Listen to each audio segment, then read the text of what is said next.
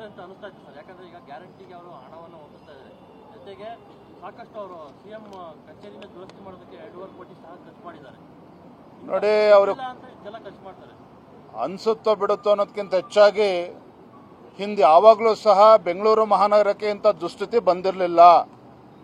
ಪ್ರತಿ ಬಜೆಟ್ ಅಲ್ಲೂ ಕೂಡ 6 ರಿಂದ 8 ಸಾವಿರ ಕೋಟಿ ಬೆಂಗಳೂರು ಮಹಾನಗರದ ಅಭಿವೃದ್ಧಿಗೆ ಕೊಡ್ತಾ ಇದ್ರು.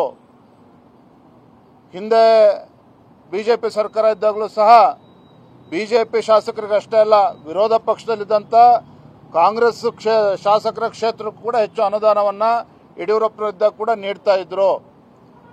ಹಾಗಾಗಿ ಇವತ್ತು ಬೆಂಗಳೂರು ಅಂತ ಹೇಳಿದ್ರೆ, ಕರ್ನಾಟಕ ಅಂತ ಹೇಳಿದ್ರೆ ಬೆಂಗಳೂರಿನ ಮೂಲಕ ನೋಡ್ತಾರೆ. ಇದು ಸಿಲಿಕಾನ್ ಸಿಟಿ, ಇಡೀ ಜಗತ್ತು ಇವತ್ತು ಕರ್ನಾಟಕ ಅಂತ ಹೇಳಿದ್ರೆ ಬೆಂಗಳೂರು ಕಡೆ ನೋಡ್ತಾರೆ.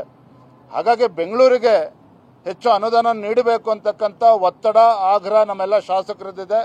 ಆ ನಿಟ್ಟಿನಲ್ಲಿ ಮುಖ್ಯಮಂತ್ರಿಗಳು ಸ್ಪಂದಿಸ್ತಾರೆ ಅನ್ನೋ ವಿಶ್ವಾಸದಲ್ಲಿ ನಾವಿದ್ದೇವೆ. ಬಿಬಿಎಂಪಿ ಚುನಾವಣೆ ತತ್ಕ್ಷಣ ಆಗಬೇಕು ಅನ್ನೋದನ್ನ ಒತ್ತಾಯವನ್ನು ಕೂಡ ನಾವು ಮಾಡಿದ್ದೇವೆ. ವಿಭಜನೆ ಮಾಡೋದ್ರಿಂದ ಇದ್ರ ಬಗ್ಗೆ ನಾವು ಸದನದಲ್ಲೂ ಕೂಡ ಚರ್ಚೆ ಮಾಡ್ತೇವೆ. ವಿರೋಧ ಪಕ್ಷದ ನಾಯಕರು ಎಲ್ಲ ನಮ್ಮ ಶಾಸಕರು ಚರ್ಚೆ ಮಾಡಿದ್ದೇವೆ.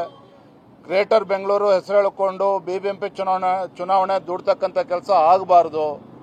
ಮತ್ತೆ ಅನ್ಸೈಂಟಿಫಿಕ್ ಟನಲ್ ರೋಡ್ ಬಗ್ಗೆನೂ ಕೂಡ ಸದನದಲ್ಲಿ ಇದ್ರ ಬಗ್ಗೆ ನಾವು ಪ್ರಸ್ತಾಪ ಮಾಡ್ತೇವೆ.